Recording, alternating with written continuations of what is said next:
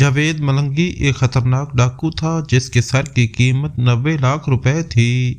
Malangi jail سے فرار ہو کر ایک 75 سالہ بوڑھی عورت کے گھر میں چھپ گیا۔ بوڑھی عورت نے اس کی جوانی کو دیکھتے ہوئے ایک پرانے سے صندوق میں بند کیا اور پھر اس کے بعد صندوق کو تالا لگا لیا۔ پولیس والے ملنگی کے تعاقب میں بوڑھی عورت کے گھر میں داخل ہوئے، اس کا سارا سامان چیک کیا تو کمروں کی اچھی طرح تلاشی لی، لیکن صندوق کی طرف ان کا دھیان نہ گیا۔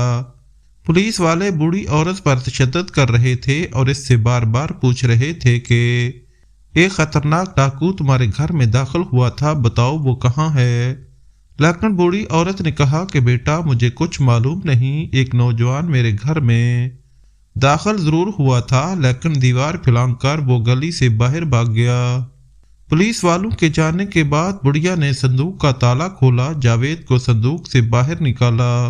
جاوید ملنگی کو پیاس محسوس ہو رہی تھی، لہذا اس نے بڑھیا سے پانی مانگا، لیکن بڑھیا نے اسے دودھ کا پیالہ پیش کیا۔ ان تمام تر مہربانیوں کے باوجود وہ بڑھیا کے گھر سے جب رخصت ہونے لگا تو بڑی ہی چالاکی سے بڑھیا کا ایک قیمتی اور قدیم سونے کا لاکٹ چرا کر بڑھیا کی بے وقوفی پر مسکراتا ہوا گھر سے باہر چلا گیا۔ دل میں یہی سوچ رہا تھا کہ بے وقوف بڑھیا، تو نے ایک سانپ کو دودھ پلایا ہے، بھلا ایک ڈاکو بھی رحم دل ہو سکتا ہے کیا؟ مگر جاوید ملنگی کے اس وقت رونگٹے کھڑے ہو گئے جب اس سے اس حقیقت کا پتہ چلا کہ بڑھیا نے تو مجھے ہی لوٹ لیا، کیونکہ یہ حافظ آباد کے دو خاندانوں کی بہت قدیم دشمنی تھی۔ میں نے جب سے آنکھ کھولی، ہوش سنبھالا، ان کو آپس میں لڑتے ہی دیکھا اور مجھے اس بات کا افسوس تھا کہ میں اس خاندان کا حصہ ہوں۔ حالانکہ میرے والد نے مجھے تعلیم حاصل کروائی، پڑھایا لکھایا، لیکن اس پڑھائی کا کیا فائدہ جو کسی کو شعور نہ دے پائے۔ میں جب بھی اپنے بڑوں سے کہتی کہ یہ خون خرابہ چھوڑ دیں، دشمنی میں کچھ نہیں رکھا، آنے والی نسلوں پر رحم کریں، لیکن جواب میں مجھے ایک ڈانٹ ہی ملتی اور فوراً میری بولتی بند ہو جاتی۔ میری چھوٹی بہن اکثر مجھ سے کہا کرتی تھی کہ اب بھی دل کرتا ہے کہ ہم یہاں سے بھاگ جائیں یا پھر کسی دوسرے شہر میں آباد ہو جائیں، کیونکہ اس علاقے میں رہنے کا کیا فائدہ جہاں نہ دن کا چین ہے نہ رات کو آرام ہے۔ ہر وقت یہی محسوس ہوتا ہے کہ کہیں سے بھی کوئی دشمن کا آدمی ہمارے گھر کی دیوار پھلانگ کر سب کو جان سے مار ڈالے گا۔ خاندان کے ہر فرد کو تقریباً اسی طرح کے خواب بھی آتے تھے کہ کسی نے ہمارے گھر پر حملہ کر دیا اور چیخ مار کے کوئی نہ کوئی گھر کا فرد نیند سے بیدار ہوتا اور پھر اس کو پانی پلایا جاتا تھا۔ ان دو خاندانوں کی دشمنی میں اس وقت شدت آئی جب جاوید کے باپ کو دھوکے سے مارا گیا تھا۔ اس وقت تو جاوید انگلینڈ میں تعلیم حاصل کر رہا تھا اور وہ خوش تھا کہ وہ اس جہنم سے نکل چکا ہے، لیکن اسے نہیں معلوم تھا کہ انسان جتنی کوشش کرے خون کے رشتوں سے الگ نہیں ہو سکتا۔ جاوید کے باپ کو دھوکے سے اغوا کیا گیا تھا، وہ بھی کرائے کے قاتلوں کی مدد سے اغوا کر کے فوراً اس کو مار دیا گیا تھا، پھر اس کی لاش کے ٹکڑے کر کے بوری میں ڈال کر دریا میں پھینک دیے گئے تھے۔ لیکن اس پر بھی میرے خاندان والے سکون سے نہ بیٹھے، حالانکہ وہ اپنے دشمن کو مار چکے تھے لیکن اب بھی ان کا نقصان ہی کرنا چاہتے تھے۔ جاوید اپنی تعلیم چھوڑ کر واپس آ چکا تھا کیونکہ ان کا باپ لاپتہ تھا، پھر ان کو فون رسیو ہوا کہ 1 کروڑ کے بدلے اپنا بندہ لے جاؤ۔ جاوید کا چچا اپنے بھائی کو ہر قیمت پر آزاد کروانا چاہتا تھا، لہذا اس نے زمین فروخت کر کے نقد پیسے بیگ میں ڈالے اور بتائے گئے ایڈریس پر جا پہنچا۔ حالانکہ جاوید اس کے ساتھ آنا چاہتا تھا، بلکہ جاوید نے تو یہی کہا تھا کہ چچا یہ پیسوں والا بیگ آپ مجھے دے دیں، وہ میرا باپ ہے، میں نہیں چاہتا کہ آپ کے لیے کسی قسم کا مسئلہ بن جائے۔ لیکن جاوید ملنگی کے چچا نے یہی کہا کہ بیٹا تو ابھی بچہ ہے، باہر تعلیم حاصل کر کے آیا ہے، تو ہمارے علاقے کے طور طریقوں سے بالکل واقف نہیں اور میں اپنے بڑے بھائی کی خاطر تمہاری جان بھی خطرے میں نہیں ڈالنا چاہتا، لہٰذا پیسے لے کر تو میں خود ہی جاؤں گا۔ پھر جاوید کا چچا اپنے کچھ ملازموں کے ساتھ گاڑی میں بیٹھا اور ان کے بتائے ہوئے ایڈریس پر پہنچا، مگر وہ نہیں جانتے تھے کہ آنے والا وقت ان کے لیے کتنا خطرناک ثابت ہو سکتا ہے، اور وہ جہاں اپنے بھائی کو چھڑوانے جا رہا تھا وہاں پہلے ہی ان کے لیے ایک ٹریپ تیار تھا۔ جاوید کا چچا جیسے ہی بتائے ہوئے ایڈریس پر پہنچا تو وہاں بھی ان پر حملہ کیا گیا، پیسے بھی لے لیے گئے اور اس کے چچا کو بھی مار دیا۔ اس واقعے کے بعد جاوید آدھا پاگل ہو چکا تھا، وہ پڑھائی بھی چھوڑ چکا تھا اور انتقام کی آگ میں جل رہا تھا۔ کبھی انسان ایسے حالات سے گزرتا ہے کہ وہ ایک وحشی درندہ بن جاتا ہے، یہی حالت جاوید کے ساتھ بھی تھی۔ میں نے تو اسے زندگی میں کبھی دیکھا نہیں تھا، لیکن اس کے بارے میں سنا بہت تھا کہ بہت بڑا ہی خوبصورت جوان ہے، پڑھائی میں بھی کافی لیگ ہے اور باہر تعلیم حاصل کر رہا ہے، لیکن ہمارے خاندان کو اتنا جاوید نے نقصان نہیں پہنچایا جتنا میں نے خود پہنچایا تھا۔ میں نے اپنے خاندان کو نقصان ہی نہیں بلکہ ان کی عزت بھی چھین لی تھی۔ ہمارا خاندان لوگوں کے لیے ایک مذاق بن کر رہ چکا تھا۔ میں نے تو اپنی محبت کی خاطر اپنا گھر چھوڑ دیا تھا۔ گھر سے مراد میرا خاندان ہے، جس میں میرے والدین، بہن بھائی شامل تھے۔ میں اپنے گھر میں سب سے چھوٹی تھی اور سب کی لاڈلی تھی۔ میرے والد کا مجھ سے محبت کا یہ عالم تھا کہ میرے والد میری والدہ اور اپنے باقی بچوں سے صرف اس بات پر غصہ ہوتے تھے کہ میں ان کی وجہ سے رو رہی ہوتی تھی۔ اس کے علاوہ آج تک میرے والد صاحب کی آواز گھر میں کبھی بلند نہیں ہوئی تھی۔ اگر میں آج اپنے والدین کی محبتیں گنوانے لگوں، قربانیاں گنوانے لگوں تو شاید میری رہتی زندگی ختم ہو جائے، ان کی محبتیں اور قربانیاں ختم نہ ہوں، لیکن پتہ نہیں کیوں میں ان محبتوں کے معاملے میں بدقسمت ثابت ہوئی تھی۔ میں نے وہ سب کچھ کھو دیا، ان رشتوں کو بھی کھو دیا جن کی خاطر مجھے جان بھی دینی پڑتی تھی تو دے دینی چاہیے تھی، مگر ان رشتوں کو نہیں کھونا چاہیے تھا۔ میرا تعلق حافظ آباد سے تھا۔ میرے والد صاحب کی اپنے گاؤں میں ہی ایک فیملی سے دشمنی چل رہی تھی۔ جو لوگ دیہاتوں میں رہتے ہیں وہ جانتے ہیں کہ دیہاتوں میں دشمنی نسلوں تک چلا کرتی ہیں، وہاں شکست تسلیم نہیں کی جاتی، جان دینی پڑے تو دے دی جاتی ہے، بلکہ دور حاضر میں تو خاندان کے خاندان مٹ جاتے ہیں لیکن دشمنی نہیں مٹتی۔ یہ بہت بڑی نادانی ہے، لیکن اس کے باوجود ہر شخص، خاص کر زمیندار گھرانے، یہ دشمنی نبھا رہے ہیں۔ انہی گھرانوں میں سے ایک گھر میرا بھی تھا۔ میرے دادا ابو کے بھائی قتل ہوئے تھے، ان کے بدلے میں میرے دادا نے مخالف فریق کے 2 بندے جان سے مار دیے تھے۔ ظاہر ہے جیسے میرے دادا ابو کو اپنے بھائی کے مرنے کی تکلیف تھی، ایسا ہی اگلے خاندان کو بھی اپنے لوگوں کے مر جانے کا دکھ تھا، ملال تھا۔ وہ لوگ مختلف موقعوں پر ہم پر حملہ کرتے رہے۔ ایک بار میرے دادا ابو اور میرے سب سے چھوٹے چچا پیشی سے واپس آ رہے تھے کہ راستے میں مخالف فریق گھات لگا کر بیٹھا ہوا تھا۔ نہ صرف وہ خاندان کے لوگ تھے بلکہ انہوں نے کرائے پر بھی کچھ قاتلوں کو بلوا رکھا تھا۔ اس دن ان کا مقصد ہمارے پورے خاندان کو صفا ہستی سے مٹانا تھا، لیکن یہ ہماری خوش قسمتی تھی کہ اس دن میرے دادا ابو اور میرے چھوٹے چچا باقی خاندان سے پہلے نکل آئے۔ میرے والد صاحب اور ان کے باقی بھائی کسی کام کی وجہ سے ایک رات وہاں ہی شہر میں رک گئے۔ جب میرے دادا ابو اور میرے چچا اس جگہ پہنچے جہاں قاتل گھات لگا کر بیٹھے ہوئے تھے تو قاتلوں نے ان پر حملہ کر دیا۔ میرے چچا نے میرے دادا کو بچاتے ہوئے اپنی جان دے دی، الحمدللہ۔ میرے خاندان میں بزدلی نہیں تھی، وہ لوگ تعداد میں 15 سے 20 کے قریب تھے اور میرے چچا اور دادا صرف 2 لوگ تھے۔ اس کے باوجود میرے چچا کی جان چلی گئی۔ دادا ابو شدید زخمی ہوئے لیکن ان کی جان بچ گئی، جبکہ مخالف فریق کے 2 لوگ اور 3 کرائے کے قاتل جان سے مارے گئے، یعنی وہاں بھی ہمارا گھرانہ الحمدللہ بھاری رہا۔ میں یہاں یہ وضاحت کرتی چلوں کہ جس خاندان سے ہماری دشمنی تھی، اس خاندان نے پہلے کم از کم 15 سے 20 علاقے کے لوگوں کو قتل کر رکھا تھا اور کوئی بھی ان کے مقابل کھڑا ہونے کے لیے تیار نہیں تھا۔ ہم سے پہلے کسی نے پلٹ کر ان پر وار نہیں کیا تھا، بلکہ ہم سے پہلے کسی نے ان کے خلاف تھانے جانے کی یا قانونی چارہ جوئی تک کرنے کی جرت نہیں کی تھی۔ یہ ہمارا واحد گھرانہ تھا جس نے ان کے سامنے کھڑے ہونے کی جرت ہوئی تھی، نہ صرف کھڑے ہونے کی جرت کی تھی بلکہ ان کو پیچھے ہٹنے پر مجبور کر دیا تھا۔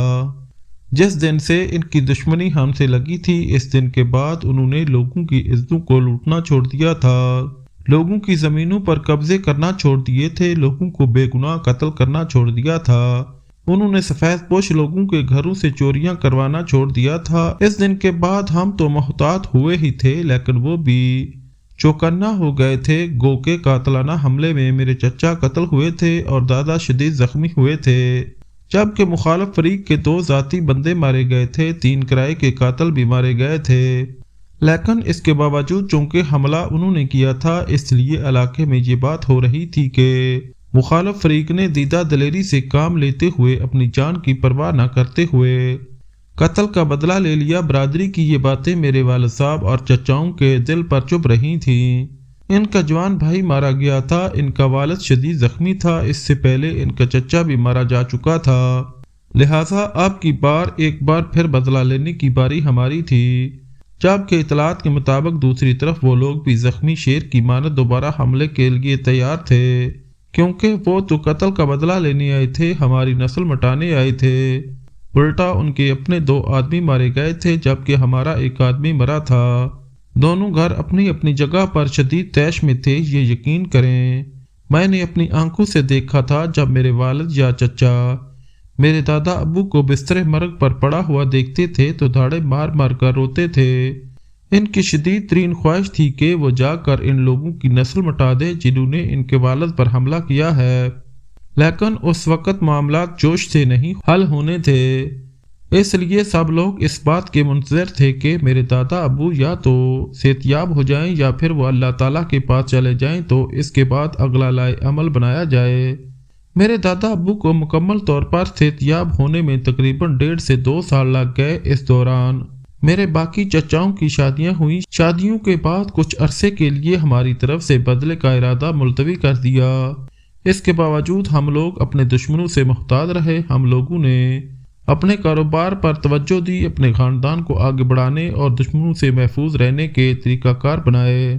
اسی دوران میرے بہن بھائیوں کی پیدائش ہوئی، میرے باقی چچاؤں کے گھر بھی بچوں کے جنم ہوئے۔ مختصر لفظوں میں آپ کہہ سکتے ہیں کہ دل میں چبھن ہوتے ہوئے بھی ہم لوگ لہو کے گھونٹ پیتے رہے اور اپنے دشمنوں سے قتل کا بدلہ نہ لیا۔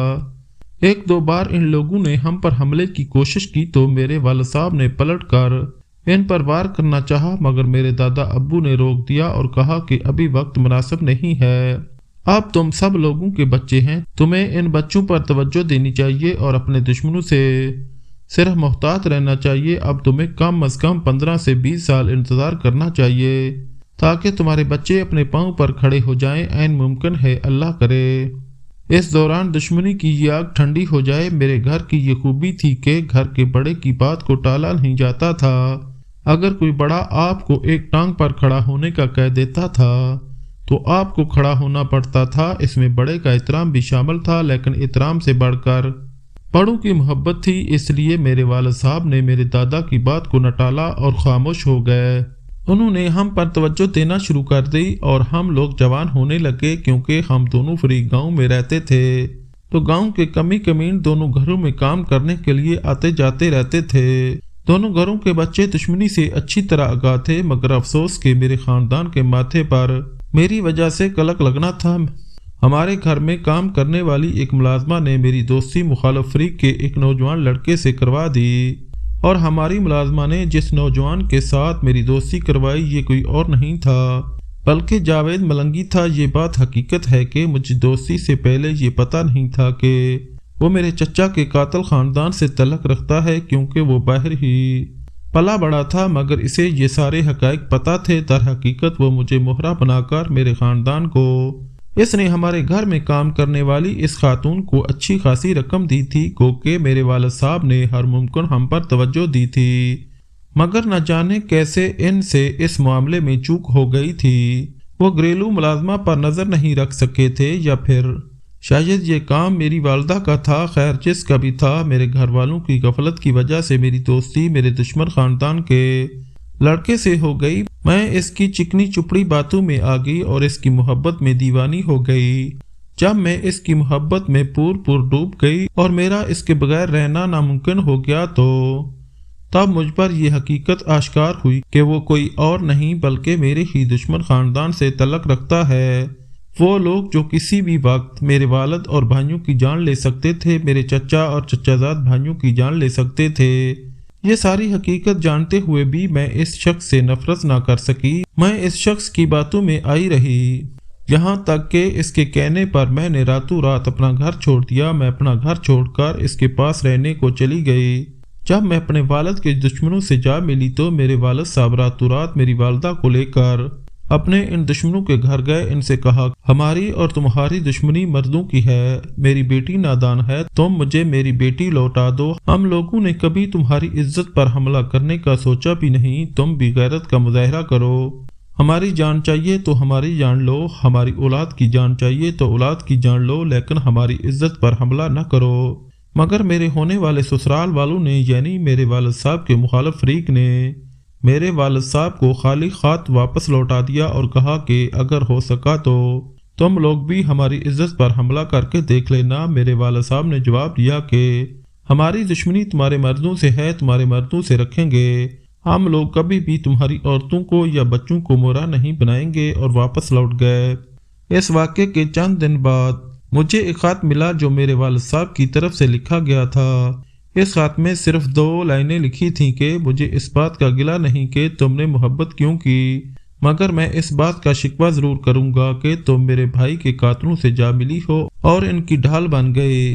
میرے والد صاحب نے مزید لکھا کہ میں ان لوگوں سے کبھی شکست نہیں کھا سکتا تھا اگر ان کا ہتھیار میری اولاد نہ بنی ہوتی۔ یقین کریں جاوید کا خاندان میرے والد صاحب اور ان کے خاندان سے اتنا سہما ہوا تھا کہ یہ لوگ گاؤں چھوڑنے کی باتیں کر رہے تھے، مگر اسی دوران ان کو اطلاع ملی کہ میرے والد صاحب اپنے بچوں اور اپنے بھائیوں کے بچوں کو لے کر، یعنی اپنے پورے خاندان کے ہمراہ گاؤں چھوڑ گئے ہیں، بلکہ انہوں نے زمین وغیرہ بیچ دی ہے۔ یہ خبر میرے لیے افسوسناک تھی، مگر دوسری طرف میں بغیر نکاح کے اپنے محبوب کے پاس رہ رہی تھی اور محبت کے نام پر وہ سب کچھ کر رہی تھی جو مجھے کسی بھی صورت نہیں کرنا چاہیے تھا، اس لیے میرا یہ کام مجھے اتنا اداس نہ رکھ سکا۔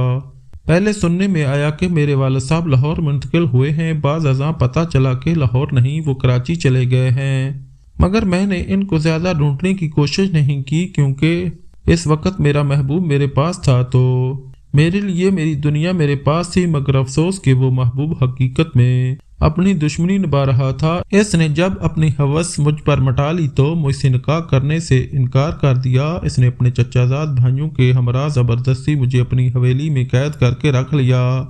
ایک عرصے تک وہ خود اور اس کے قریبی رشتہ دار نشے میں دھت ہو کر مجھ پر ہوس مٹاتے رہے، یہاں تک کہ جب اس نے اپنے رشتہ داروں تک سے میری عزت پامال کروا لی تو اس کے بعد مجھے اپنی حویلی کے ملازموں کو سونپ دیا۔ میں نے اس دوران کئی بار اپنی جان دینے کی کوشش کی، لیکن میں ہر بار بچ گئی اور پھر مجھے باقاعدہ باندھ کر رکھا گیا۔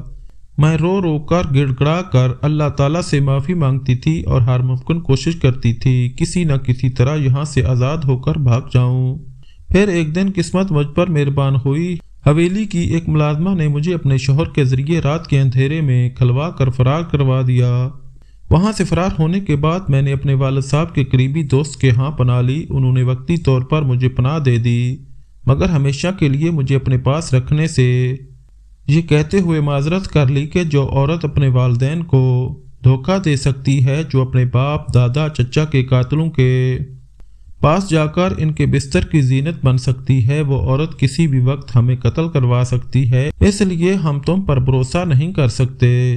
میں نے ان سے اپنے والد کے متعلق پوچھا تو انہوں نے قسم اٹھا کر کہا کہ جس دن کے تمہارے والد صاحب گاؤں چھوڑ کر گئے ہیں، میرے لاکھ ڈھونڈنے پر بھی میرا ان سے رابطہ نہیں ہو پایا۔ میں نے یہ سنا تھا کہ یہاں سے وہ لاہور گئے ہیں، اس کے بعد مجھے نہیں پتا وہ کہاں چلے گئے ہیں۔ میں اپنے والد کو ڈھونڈنے لاہور بھی آئی، لاہور ان کے جو دوست تھے ان سے بھی ملی، مگر کہیں سے مجھے میرے والد کے متعلق پتہ نہ چل سکا، اور حیرت انگیز طور پر میرے والد کے ہر دوست کو میرے اس عمل کا پتہ تھا۔ ہر کوئی میرے والد صاحب کی وجہ سے میری بات سن لیتا، میری کچھ نہ کچھ مدد کر دیتا، مگر کوئی بھی مجھے مستقل اپنے پاس رکھنے کے لیے راضی نہیں تھا، مجھ پر بھروسہ کرنے کے لیے راضی نہیں تھا، یہاں تک کہ اپنے والد صاحب کے ایک دوست کی منت سماجت کر کے میں ایک فلاحی ادارے میں ٹھہر گئی اور آج بھی اسی میں رہ رہی ہوں۔ میں آپ لوگوں کو صرف یہ نصیحت کرنا چاہتی ہوں کہ محبت ایک قدرتی عمل ہے، ہو ہی جاتی ہے، لیکن نامحرم کی محبت کی خاطر خون کے رشتوں کو دھوکہ دینا سب سے بڑی بے وقوفی ہے۔ میں نے جن لوگوں کی خاطر اپنے والدین اپنے بہن بھائیوں کو کھو دیا، یقین کریں ان لوگوں نے مجھے اتنی اذیت دی کہ مجھے زندگی سے نفرت ہو گئی، اور میرے اس ایک عمل کی وجہ سے لوگوں کو مجھ سے نفرت ہو گئی۔ جس شخص کی وجہ سے میری یہ حالت ہوئی اور میرا خاندان مجھ سے دور ہو گیا، وہ بھی چین سے نہ رہ پایا کیونکہ کسی عورت کو تباہ کرنے والا شخص عزت کے ساتھ نہیں رہ سکتا۔ جاوید پڑھائی چھوڑ چکا تھا اور پھر کہیں روح پوش ہو چکا تھا۔ میرے بابا کے کچھ وفادار دوست تھے جو اس کا پیچھا کر رہے تھے، اس کو جان سے مارنا چاہتے تھے، لہذا جاوید نے ایک ڈاکوؤں کا گروہ جوائن کر لیا اور بعد میں اپنی چالاکی اور صلاحیتوں کی بدولت اسی گروہ کا سردار بن گیا۔ پولیس اس کی تلاش میں تھی اور اس کی سر کی قیمت 90 لاکھ روپے تھی، مگر وہ آسانی سے کسی کے ہاتھ میں آنے والا نہیں تھا۔ اشتہاری ہونے کے باوجود اس نے بڑے بڑے لوگوں کے ساتھ تعلقات بنا رکھے تھے اور جاوید پر ہاتھ ڈالنا اتنا آسان نہیں تھا۔ ایک بار وہ بیس بدل کر اپنے خاندان والوں سے ملنے آیا تھا، اس کی مخبری کی گئی اور یوں اس گاؤں کو چاروں طرف سے پولیس نے گھیر لیا۔ جاوید کے لیے فرار کا راستہ ناممکن ہو چکا تھا، لہذا اس نے خود ہی اپنے آپ کو قانون کے حوالے کر دیا، مگر گرفتاری کے وقت بھی اس کے چہرے پر کسی قسم کا پچھتاوا نہیں تھا اور ایسے محسوس ہو رہا تھا جیسے وہ اپنے گھر میں ہی جا رہا ہے۔ تقریباً 1 مہینہ قید رہا، پھر اس کے بعد ایک پولیس والے کو بھاری رشوت دے کر جیل سے فرار ہو گیا۔ پولیس کے ایک ملازم کی وجہ سے پورے ڈپارٹمنٹ کی کافی بدنامی ہوئی اور پھر جاوید کا پیچھا کیا گیا۔ اسے یقین تھا کہ اس بار اگر میں پکڑا گیا تو شاید کبھی بھی رہا نہ ہو پاؤں، لہذا جلدی سے ایک گھر میں گھس گیا۔ اسے نہیں معلوم تھا کہ یہ ایک بوڑھی عورت کا گھر ہے جس میں وہ اکیلی رہتی ہے۔ یہ بیچاری 75 سالہ ایک بوڑھی عورت تھی جس کا جوان بیٹا کچھ سال پہلے ایک حادثے کا شکار ہوا تھا اور فوت ہو گیا تھا۔ وہ اپنا آدھا توازن کھو چکی تھی، جس آدمی کو بھی دیکھتی اسے اپنا بیٹا سمجھتی۔ بوڑھی عورت نے جاوید سے پوچھا کہ بیٹا کیا ہوا ہے، کیوں پریشان ہو، جس پر اس نے بتایا کہ پولیس میرا پیچھا کر رہی ہے، بس کچھ دیر تک مجھے آپ کے گھر میں پناہ چاہیے۔ بڑھیا جاوید کو پیار کرنے لگی اور کہا اس صندوق میں گھس جا کیونکہ پولیس اگر میرے گھر میں داخل ہو گئی تو تمہیں پکڑ لے گی۔ جاوید نے اپنے آپ کو ایک صندوق میں بند کیا اور بڑھیا نے اس صندوق کو تالا لگا لیا۔ پولیس میڈیا کے سامنے گھر میں داخل ہوئی اور اس سے پوچھا کہ کچھ دیر پہلے ایک نوجوان گھر میں داخل ہوا تھا، مگر بڑھیا نے جاوید کو بچانے کے لیے پولیس والوں سے جھوٹ بولا کہ آپ لوگوں کے آنے سے پہلے ایک نوجوان میرے صحن میں ضرور آیا تھا، لیکن پھر دوسری طرف سے گھر کی دیوار پھلانگ کر وہ گلی میں بھاگ گیا۔ اس کے علاوہ میں کچھ نہیں جانتی۔ انہوں نے بڑھیا پر کافی سختی کی لیکن اس نے کچھ نہ بتایا۔ اس کے تمام کمروں کی تلاشی بھی لی، سامان کو ادھر سے ادھر پھینک دیا، لیکن جاوید کی خوش قسمتی تھی کہ پرانے صندوق کی طرف ان کا دھیان نہ کیا اور وہ واپس چلے گئے۔ ان کے جانے کے بعد بڑھیا نے صندوق کا تالا کھولا، جاوید کو صندوق سے باہر نکالا۔ اس نے دیکھا کہ جاوید ہانپ رہا ہے۔ جاوید نے پانی مانگا تو بڑھیا نے اسے دودھ کا پیالہ پیش کیا۔ جاوید اپنے آپ سے یہی کہنے لگا کہ بڑھیا کا دماغی توازن ہی خراب ہے، ورنہ وہ کسی ڈاکو کو یا چور سے اتنا پیار نہ کرتی، لہذا اس نے بڑھیا کی سادگی کا فائدہ اٹھایا۔ جس صندوق میں وہ چھپا تھا وہاں ایک قیمتی اور قدیم لاکڑ پڑا تھا، تقریباً یہ 10 تولے کا لاکڑ تھا جس کو وہ اٹھا کر اپنے ساتھ لے گیا۔ بڑھیا نے اپنی بیٹی کی شادی کے لیے ہی یہ لاکڑ محفوظ کیا ہوا تھا۔ اس وقت اس کی بیٹی اسکول میں پڑھانے گئی تھی اور جیسے ہی وہ واپس آئی تو ماں کو بتایا کہ جو شخص ہمارے گھر میں پناہ لینے آیا تھا دراصل وہ چور تھا اور ہمارا لاکڑ بھی چوری کر کے لے گیا۔ بڑھیا نے بیٹی کے منہ سے جب یہ الفاظ سنے تو اس کے منہ سے جاوید کے لیے بد دعا نکلی اور پھر وہ داڑے مار مار کر رونے لگی۔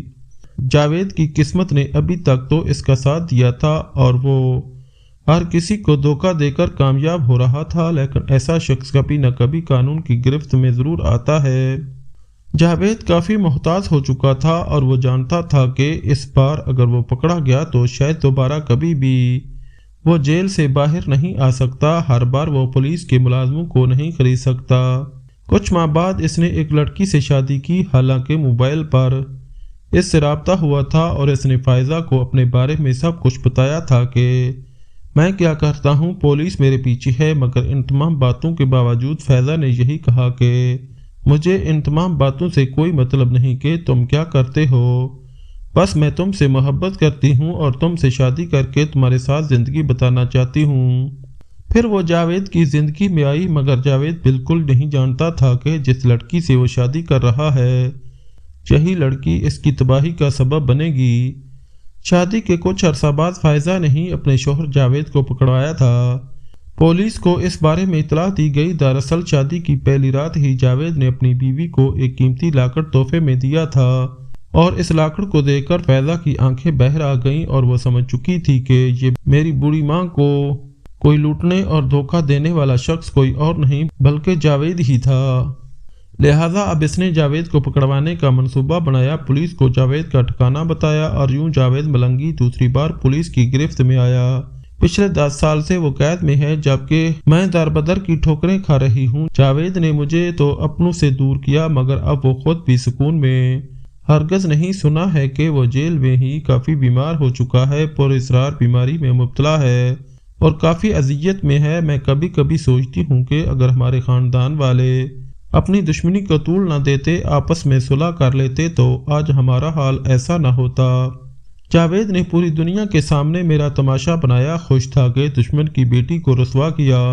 इसके बाद बूढ़ी औरत को भी बेवकूफ़ समझकर मुस्कुराता रहा मगर अब सोचता ज़रूर होगा कि इस कमज़ोर बूढ़ी औरत ने तो मुझे ही लूट लिया, मुझे ही बर्बाद कर दिया और इसे बर्बाद करने वाली कोई और नहीं बल्कि इसी बूढ़ी औरत की बेटी ही थी जो कि इसके साथ प्यार में पागल हो चुकी थी। लेकिन शायद कुदरत को कुछ और ही मंजूर था। अचानक लाकड़ देखकर इसका प्यार नफरत में बदल गया और पुलिस ने जावेद को गिरफ्तार कर लिया।